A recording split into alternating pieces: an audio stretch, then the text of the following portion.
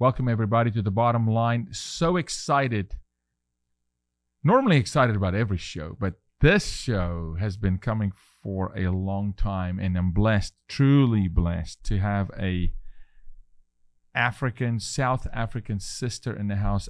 What I would say, a woman who's maybe the last man standing in what we would call true journalism, investigative journalism, a journalist at heart, an individual that will put herself and future on the line for the sake of the truth and the story. We're talking about the one and only Lara Logan. Welcome. Thank you, Jaco. Bless you.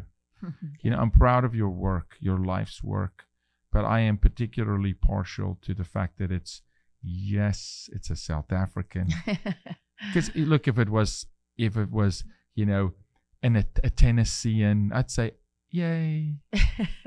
But it's a South African. Well, it's that blood, right? We're born of that soil, and we understand each other. And that's, I think, one of the things that helps me understand that people can be drawn to their tribe, but it doesn't mean that you hate. It's a natural thing for all of us, right? Yeah. And you know, we sat one night and we had a long conversation. Almost the whole night. And I'm sorry for that, but No. but I'm not. But what was happening was I was just connecting with you, Lara, because not all South Africans, many, but there is something. I always say something about the soil. There's something about the place, the way we were raised. Yes. It's very unique. My perspective is that I've gone around the world and people talk about this is how I was raised. There's something about that era for us. We were raised different. I mean, I don't know. There's a marker like in time, in humanity, the way, the place, the circumstances. Yes, you know. It was a very extraordinary time. And we had ultimately the image of Nelson Mandela to look up to, right? Who was a unifier. And he wasn't the only one. There was Archbishop Desmond Tutu and all of these major figures. And they believed that we were stronger and better together. And that I've applied in every aspect of my life. So when I get asked to go and do events about women, you know, I've always I've always said to people, we're not just going to fix everything if you just replace all the men with women, right? We're better together. And that applies across race, it applies across religion, it applies across everything. And somewhere along the way, we encountered the politics of division, where we are now. Right? They're dividing us in every respect, dividing families, dividing children from their parents, dividing people from the state, because if you're not a certain kind of person, the state doesn't welcome you anymore. You know, it's one form of division after another. And I really and truly believe that we're of a generation that was born into a time where we could truly understand the harm of the politics of division. You know, it's built into our DNA. It was in the soil. It was in the blood. It was in the sky. It was in the fires of Africa that forged our souls, right? Where we learned about joy and about love and about hate. And these are things that have carried me all over the world, the same way they carry you. And we learned, I mean, no was never part of the it was never part of the ecosystem. It was never part of the atmosphere, ever. Because we knew we came from a place that was nothing. We knew that we were a tiny spot in Africa, and it didn't mean anything, but it meant everything. You know, and so we learned about what life is and what life isn't, and why you matter and why you don't matter. And so we have a real sense of our place in the universe. And also, we learned to recognize the light and tell the light from the dark. And it was very clear when we were growing up. It's so well articulated, and it's just, you talk and I go back. My childhood is playing in front of me when we talk, and I see, and it's so well articulated because we were nothing. It's a blip. It's such a small country. We're the size of Texas as a nation, although many more people, and then we're ostracized. We're sanctioned. Yes. We can't import or export a can of beans. We can't play international sport. We have no oil and gas, so we figure out a way how to generate fuel and the ingenuity. And it was like, if we're not together, we're all going to die. And So ingenuity and innovation. Right? Creation. Creation. That's really what you're doing, is you're creating. Absolutely. That's why when you look at... And then identifying the creator Yes. to create. Of course. And it's in the middle of this global ostracization rose just a powerful nation. Dysfunction at some images, but powerful. And that's why I believe that moment was not civil war in 1994, 1995 with the change of the guard. When Nelson Mandela became the first president. But really think about it. What we saw was joy triumph over misery, right? Because you could go anywhere in South Africa, go into a township on a Sunday, and amidst all the suffering and the hardship and poverty, you always found joy. Absolutely. And then the power of forgiveness, because that was embodied in Nelson Mandela, that a man could spend 27 years in prison, never compromise his principles, and yet come out with forgiveness and love in his heart. I mean, if you could, that was a triumph of the human spirit. You saw it every day, and then you saw it in your leaders, so you know it's possible. So I know when I look at leaders today in any country, in any part of the world, I know a true leader from one who's not, because I had the ultimate example of that in my life. And it wasn't just Mandela. Think about, you know, how the ANC fought, the African National Congress, his party. I mean, they had people who would go from school to school to school. And that's all they did. They lived on the run. And they went to the schools and they would go to the principal and they would say, can we give you a message from Comrade Mandela, right, at the time? And if the school said yes or said no, they knew how much time there was before the police arrived to arrest them. Exactly. They knew how much time they had to deliver their message, and then they went on. So that level of commitment that went from the leadership all the way down to the bottom. Intentionality, focus, purpose. And sincerity. Yeah. Transparency. Sincerity and honesty. There's something I have to show you. I've never told you this, but I want to show you. This morning, I received a message via WhatsApp. I just want you to look at my phone. It says Nati Ngwenya. Okay? Yes, Ngwenya, which is a Zulu name. Nati Ngwenya is the son, direct descendants of Shaka, is the son of Shaka Zulu. And he's the son of Baba Ngwenya. Baba Ngwenya, who Dan knows, was Nelson's cellmate. Oh, wow. All 27 years.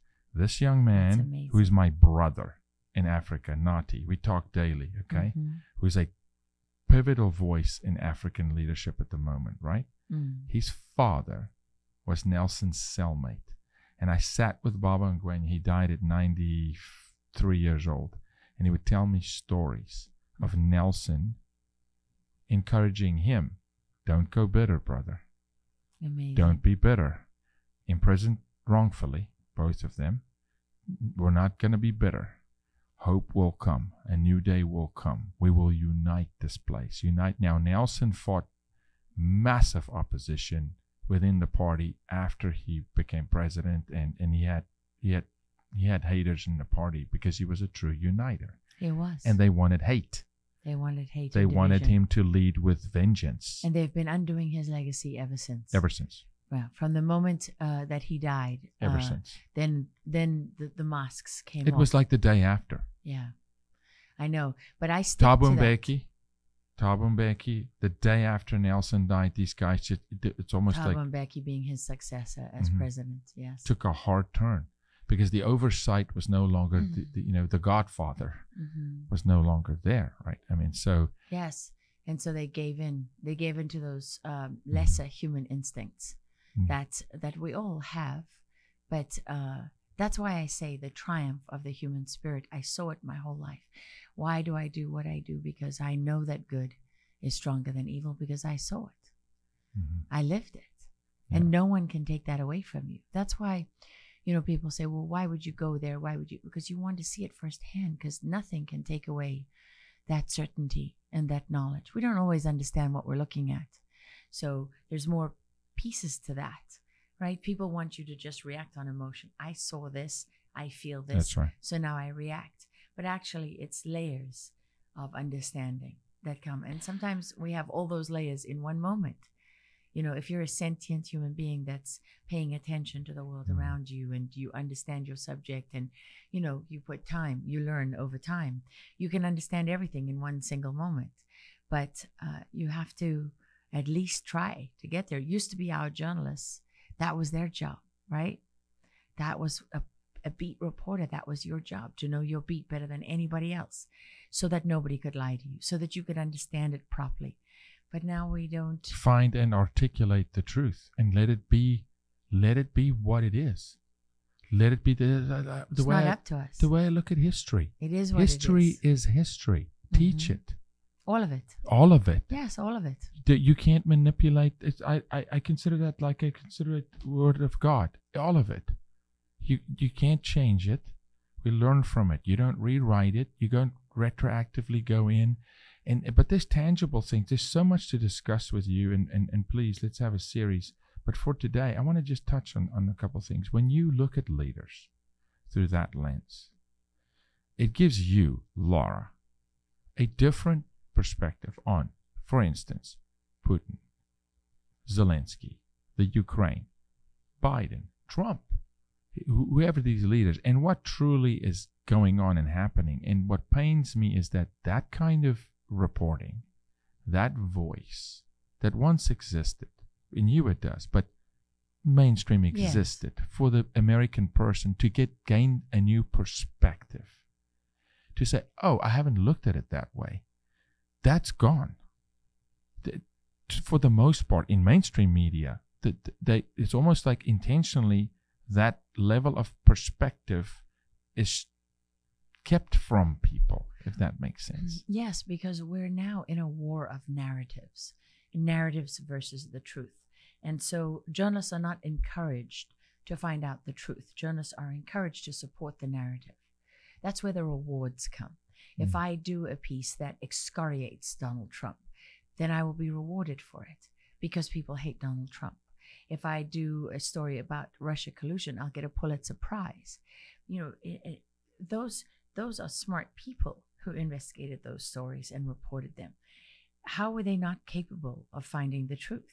I mean, I'm not any more talented or capable than they are. And I looked straight at the Steele dossier and I could see it was nonsense.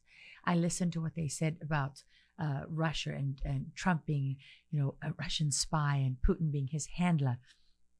And it was very obvious that they didn't have any real evidence to support any of that. So when you leap from evidence to a place where you're reporting something as fact, but you have nothing to support it, well, then what are you basing it on? You're basing it on your belief.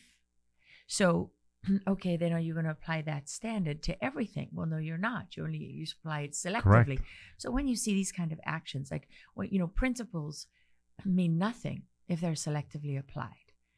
They mean nothing if you don't stand up for a Correct. principle when it counts. If Nelson Mandela had said, you know what, I'm going to take a plea deal and I'm only going to serve 2 years because it's hard in jail doing hard labor and I might die here.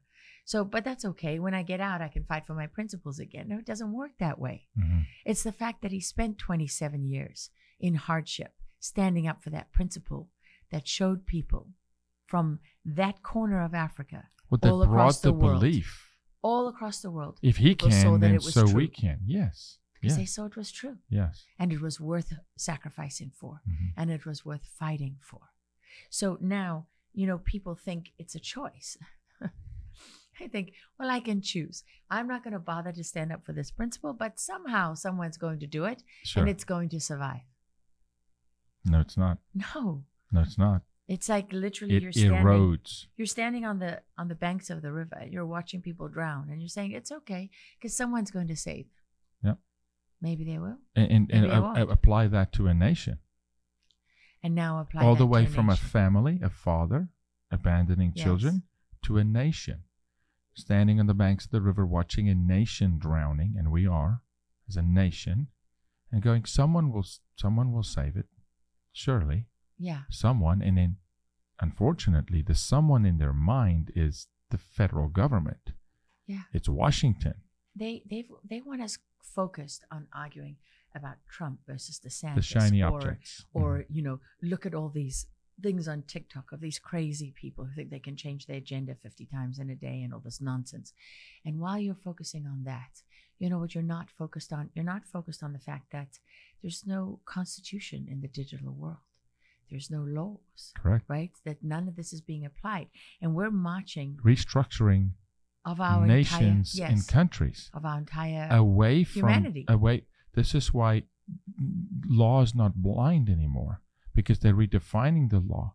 Yes. Justice is not blind. You Yes. know, because it won't exist in the metaverse. It won't exist at all. And not only that, they're talking now about, you know, the dollar's going to collapse and we're going to have a central bank digital currency. In the future, we're not going to have money. Rewriting the laws of money. There will be no money. When you get to use a bartering trade system or not, whether your social score that's going allows to be your currency. you to go buy food today or not. And who decides what the social score is and what affects that? Well, you jaywalk today, or you said something that's outside of the norm. So today you don't eat. Or you have that rebellious outlook on the world. So you never get to eat at the You real don't own a table. car. No. You can't buy a home. No. As a matter of fact, your kids will only go to this school. Yes. There's no end to that. No, there's no end. There's no end because there's no law. And they're doing There's it no right constitution. in front of our eyes. Right today. Right today, right now. This wall behind you, this wall, you can't go through it because there's a vault behind this wall.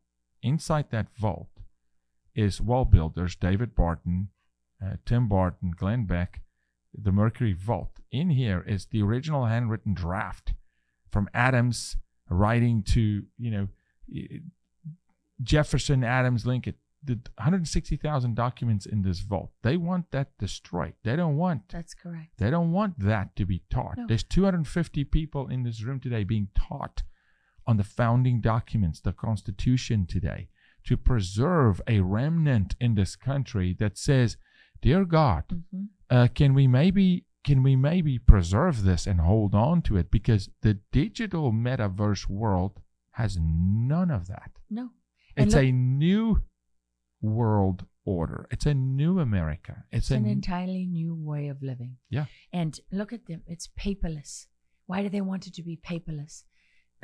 Because once it's paperless, once it's digital, everything can be altered. Of course. They want it to be contactless. Mm-hmm. Why does it have to be contactless? Well, because if it's contactless, it's not just about the fact that it's all digital.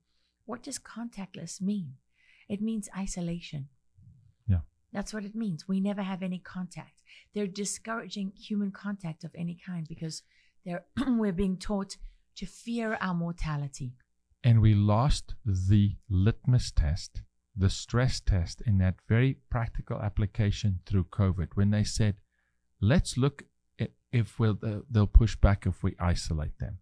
If we say social distance, if we say don't go visit grandma, if we say no Christmas this year, no Thanksgiving. As a matter of fact, no church. You can't sing in church because your particles may kill grandma, may kill baby. And we failed the test because the world we went along with it. Complied. The world, they shut the world down, and it took very little effort. Lara, because I would they argue. already had it in place. Exactly. You spend more effort selling a candy bar in the next 5 months with marketing than it took them to shut the world down because it was primed. The pump was primed. And they had the people that they needed to have everywhere. But Jaco, one thing I think to me is very important to share with people. When we get that sense very easily that we're outnumbered and people can feel overwhelmed. And I say, this is a global effort. If 1% of the population supports this, that's how many people? What is it, 80 million people? Well, in the U.S., 1% of the 300, there would be 3 point, probably 80 million, somewhere there, yeah. I mean, that may seem like a lot of people, but it's still 1%, And so it's not really a lot, is it? No, but it's the tail wagging the dog. It's always that. It's the squeaky wheel that gets the grease. They have the microphone. They have information dominance. It's the 1% that decides, you know what, pedophilia is not a bad thing. And all of a sudden, I'm like, wait a minute. This is the one thing, Lara. And when I served on that council to the White House under President Trump with trafficking, I made these statements too. I said this personally to Rudy Giuliani. I said this personally to Mike Pence, who was the vice president at the time, personally. I said this at the time to Jenna, one of the president's other lawyers. I said this to Sidney Powell. I said, can you please, for the love of life, stop saying silent majority? When the majority will stop being silent, the 1% won't rule the roost. But we are placating to the 1%, not even 0.04, okay, in this gender confusion nonsense. It's 0.04. And we're changing laws. We're changing the English language. Yes. For 0.04. And not just changing the English language. We're removing words like mother and father that apply Man, to women. 99% of the global population. Man, women. On the House floor, Nancy Pelosi, we will no longer say man or women. I'm like, excuse me, how many are there in your camp? 0.04. No, thank you. Step aside. We're not doing that. Where's the 99.96% of people? They're silent. The silent majority. But they're only silent because they have no voice, because their voice has been taken from them. Because we created a system where the media and journalists and leaders, they were supposed to be the voice of the people. Your leaders were supposed to represent the majority that got them elected, but they no longer do. The same with your journalists. You're supposed to represent all voices. You don't just occasionally, if you're CBS Sunday Morning, travel down, to Ohio and do a cute, quaint little patronizing story about why Ohio rural voters, are voting for Trump. No, you actually have people from Ohio who are part of your staff. You have people from the rural communities. Speaking for the people, the voice of the people. Imagine if you had that in government today, but you don't. No. You have people who, they may have different color skins. They may come from different places, but they all think the same. It's groupthink. Yeah, they see the world the same. And if you don't see it that way, you don't get in. But see, they want to tell the people that, no, we do represent your voice because of your skin color, your ethnicity, the diversity. It does not matter. Lara, I can't teach you anything you know. The second you set foot in Washington, D.C., and the clock says 5 p.m., the badges go off, the R and the D disappear, they meet in the hotel lobbies, and it's uniparty. They're bartering on the sake of the American people for themselves. The people are not represented in those conversations. No, nobody. It doesn't matter if you're skin color, Native American, immigrant. They are self-preserving, and it's really that old school king and peasants who lives inside the walls of the castle, and all the workers, the majority, those who do the hard work, you live outside. But don't worry, you get to keep 10%. We'll take 90%. That's where we're heading again. But we're heading to a worse place than that, because that's based on our existing models and understanding of the world. There was no king that could do that to the whole world at one moment. Correct. But now there are. Yeah. There are kings like that, yeah. Because now they can hack human DNA. Now they can control 2.5, 3.5, 4.5 billion people on the planet with the same message at the same time. Now they've got us addicted, physically addicted to our technology. So even if you're awake, say you and I, we might consider ourselves, okay, we're more aware than somebody else. But what are you going to do as soon as this is over? You're going to pick up your phone and see, what have you missed? Who's trying to reach you? What are your obligations? Do you have an alarm clock next to your bed, or do you use your phone? Because it's not a phone. It's a surveillance device. 100%. And we've opened the door to 24-hour surveillance. We've all gone along with that. Mm-hmm. Every single one of us. And we're passing it on. For convenience. And not just convenience. It's gone way beyond convenience at this point to functionality. Yes. Yeah, well, it's integral to society now. Completely. Yeah. And we give it to our children. Yeah. How many people have bought a phone for their children? How many have bought an iPad? How many hand their phone or their iPad? Yeah, like if you and I said, you know what, that's it. We're going back to rotary dial phones. And for the Gen Zers that listen, yes, at one point we did crank the dial on the phone, and it was beautiful. It was amazing. I love it. And I would go back there in a heartbeat. But if the two of us said that we needed that, the system doesn't support it. No. It doesn't support it anymore. And you know what? People make their assessments of how they feel about this and what they're willing to do based on where we are now. And what they don't take into account is where we're headed. So right now, you can decide if you want a gas vehicle or a hybrid or a Tesla, if you can afford it. But in a very short time, you won't have those decisions. You can still get maybe a dishwasher that isn't spying on you. But because that's what smart technology is, it's surveillance technology, and it's behavioral patterns, recording and reporting. Of course, recording and reporting. And people think maybe one of the dumbest things that I ever hear today is, well, it doesn't matter. I don't care if they spy on me because I'm not doing anything. How stupid do you have to be at this point not to realize that it isn't just about whether you're doing something right or doing something wrong. It's about manipulation and knowing how to manipulate and how to control you. It's about you are a rat in the science experiment. Data is being collected on you, not just for you to manipulate the human race. It's behavioral science. So every single person, when people tell me it doesn't matter, Jaco, I don't do it. No, you are a subject in a study that they collect data on to manipulate all of us. Yes, because what they're ultimately are creating, we're moving.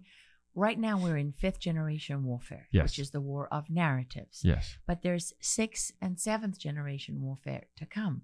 In 6th generation warfare, the false narratives are fully implemented.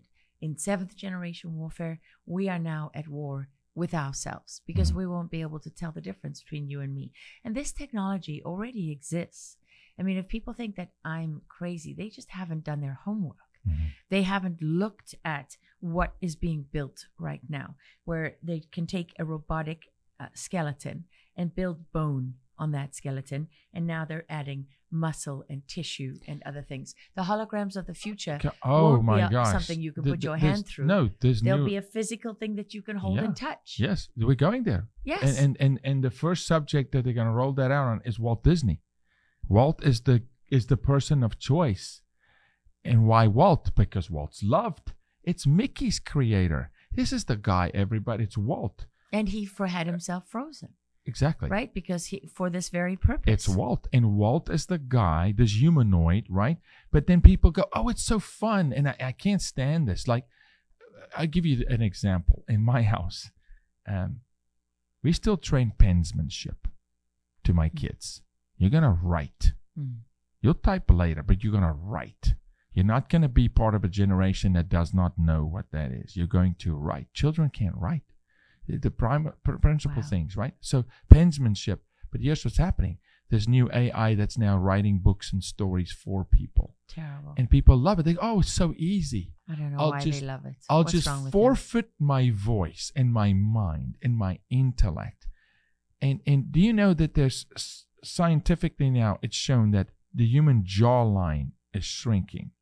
The physical gap in the human mouth, is shrinking. Because people are not using those. They're not using it anymore. So the body is adapting. Is saying, I don't need a thick jawline. Yeah. I don't need I don't need a strong enough jaw structure because we don't eat a lot of meat that you got to chew a lot. It's more liquid. So we are literally playing into this on a daily basis so that when, Lara, we say, well, hell no, we're going to fight back. Physically, we don't have the ability we won't have the ability to do it. It's like the movie WALL-E. That's exactly it. When everybody ends up just being a big fat person behind and now that you want to, now you can't. And now you want to, now you can't. Yeah. But what's happening in China right now? I want you to look into this. Oh, man, I want the show to be 4 hours. China right now are literally encouraging, promoting, and almost force-feeding all their young men testosterone. They are on... Because they need an army.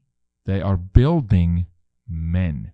The average height, go study, the average height of a Chinese male has increased over the last 10 years by over 3 inches. They are breeding men while we are weakening them. Yes. Absolutely. You see it all the time. In fact, it starts with And little then the boys. day's going to come, or we will fight China. The day you want to, you will physically not be able to. Jaco, what do you think Adderall and all of these pediatric pharmaceuticals are aimed at? They're aimed primarily at boys. Yeah. And what they do is punish you for being a boy. Yeah. And they're amphetamines. So the impact is that they suppress appetite. Well, what happens then?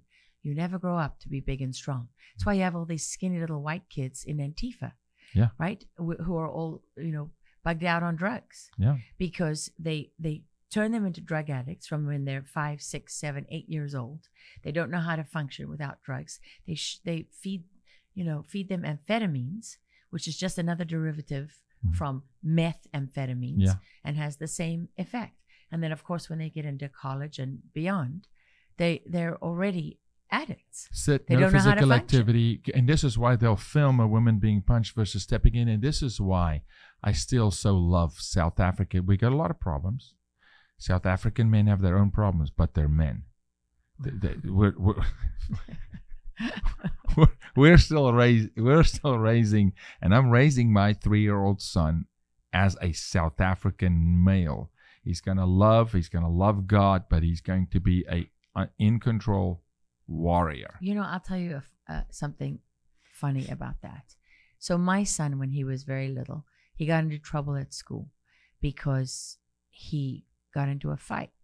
And of course, the school was upset, and they told, I think he was about 6. And the school said, oh, you got to use your words, and you can't resolve things like that, and so on and so on. So I called, my husband was away. I called one of my best friends who became the vice president of Afghanistan. And I said to him, I talked to him about it. And he said, it's good. That's good that he fought. And I said, why? And he said, because do you want your child to be a victim? He was targeted by another kid who was antagonistic, cheated in a basketball game at school and got in his face, telling him, loser, loser. So, he fought back. And I thought about that. At first, I thought, how can I call an Afghan for this kind of advice? Because in Afghanistan, you're going to stand up for yourself or you're going to die, right? So it's very much part of the culture. But I thought about it a lot after that. I thought, am I teaching my child to be a victim? I said to the teacher, what must he do in that situation? They said, well, he must come find a teacher and we'll deal with it. Oh, so now you want him to be a victim and a snitch, right? And, one of my colleagues at the time at 60 Minutes said to me, well, he can never win a fight at school, and so that's what I told him. I said, look, you're always going to lose this one. And he said, but Mom, no one at school's going to mess with me again. And he was right. Yeah. Nobody ever did. And I'm not saying it's right to get into fights, but there are some uncomfortable lessons of life. But there's a moment. Look, we always say, like the Second Amendment, we don't carry because we want to use it. We don't want to. No. We don't ever want to fire. It's not like we want to. It is the moment when all has abandoned you. Why the Second Amendment was written, when your government and the people will not defend you and your family, you must have the ability to then pull out that resource, whether it is a hand or a strong word or a physical, someone walks up on my family in public, sorry, you are destination ER. Well, you know what I think about when it comes to that is I think about, for example, all across northern Nigeria, in all these little isolated rural villages where Christians live, and they're being systematically wiped from the face of the earth. In Nigeria, the people do not have the right to bear arms, and yet these Muslim extremists can come into their villages. They are primarily nomadic herdsmen, and so the State Department says it's climate change. But when they come into these villages, they don't talk about climate change. They say Allahu Akbar, right? And they repeat the ideology of Al-Qaeda and other Muslim extremists. So they identify themselves as Muslim extremists, but we excuse them. But what they do, they go into these villages and they are armed, and they have massacred tens of thousands genocidal of unarmed people. So that for me puts it in stark contrast. You have people who are not able to defend themselves. Their government, their state is not defending them. And yet if they pick up a weapon, they're vigilantes in the narrative, right? But the people coming in to kill them, who are fully armed, who are allowed to kill with impunity, self-identifying as extremists, terrorists, and extremists, they're allowed to get away with it. And so in that situation, you have to ask, would they be coming into those villages like that, killing with impunity, if the people were armed? No. They wouldn't. No. Now, not saying that, because consequence is a beautiful thing. Consequence makes you think. Consequence is real. Consequence makes you hesitate, and it's biblical. It says if you love, you will discipline. Which means if you don't discipline, you actually don't love. Now let's talk about the left's narrative of love. Without discipline, it's not love. It's self-satisfying, self-gratifying. It's virtue signaling. It is this incredibly shallow virtue of doing good. It is philanthropy with prejudice. It is help with condition, and it's all self-serving. It's not love. It's hatred dressed up as love. Exactly. Is what it is. You know, there was someone in your film, Sex Nation, who said it last night when we watched it, who said it best. He said, and I had never heard it put that way. It was so simple. And he said, we've made love a god instead of worshiping a god of love. Michael Miller. Pastor Michael Miller said, we've enthroned love as God instead of enthroning the God who is love. Yes. And the God who is love is a God of order, is a God of discipline. When you make love God, you don't need order, discipline. It doesn't need to be unconditional. You can rewrite the story.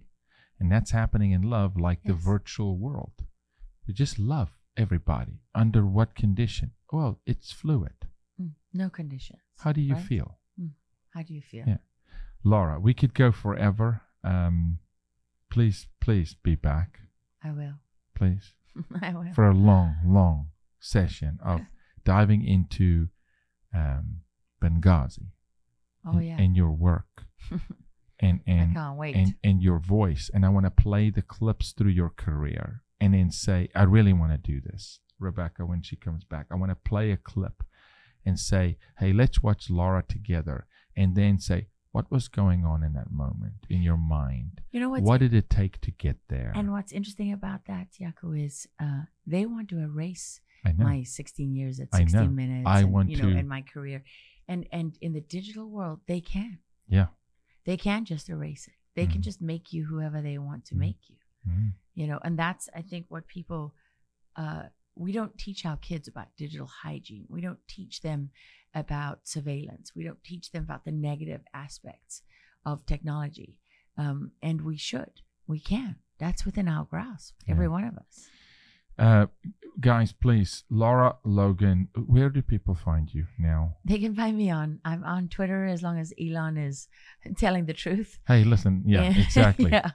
As another fellow South African, hey, by listen, the way. we can call his sister Tosca and say, put pressure on your brother to stay South African here. Don't get weird on us. As they say, don't forget your roots. Absolutely. Right? He's from, was it Durban? No, he's from Joburg, isn't he? Combination. Yeah. So he's a South African boy. It's in his blood. You can't. It's there. Yeah, it doesn't leave. No. It doesn't leave. No. So you can find me on Twitter, and also on Truth Social and on Locals. Okay. Please. Lara Logan, one of a kind, guys. And truly, I have a love and an appreciation for this woman, for her history, for her voice, what she has stood through. And that's what the story I want to tell you, what this woman's walked through and how she has stayed through the attack, and she's still here. And I believe firmly, and I've said this to you before, your best days, your best work is still ahead of you.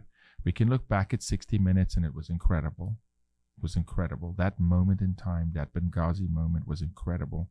But I firmly believe the best is still ahead of you, because it's the greatest time to be alive. We can make the biggest impact. Please don't forget Patriot Mobile. Glenn Story and the team at Patriot Mobile, who told me last night that they will buy you out of your contract from AT&T up to $500. That's from the CEO. Now, his team may swing a bat at me, but he told me to tell you they will buy you out of your contract. They do not fund Planned Parenthood. They will fund initiatives like our initiative on the border, rescuing children. Check out Patriot Mobile. They use all the major cell towers. And also check out Storyville Coffee. Literally, the dollars here go into rescuing children out of trafficking. Storyville Coffee, #1 roaster in the nation. They love the Lord. They have your values. Let's start voting with our dollar. Let's start supporting those who support us. Lara Logan, love you. Thank you so much. April, thank you. We'll give you a bag to go home with you. Storyville Coffee and Patriot Mobile. Smells good. God bless you. Thank you so much. Talk to you next time.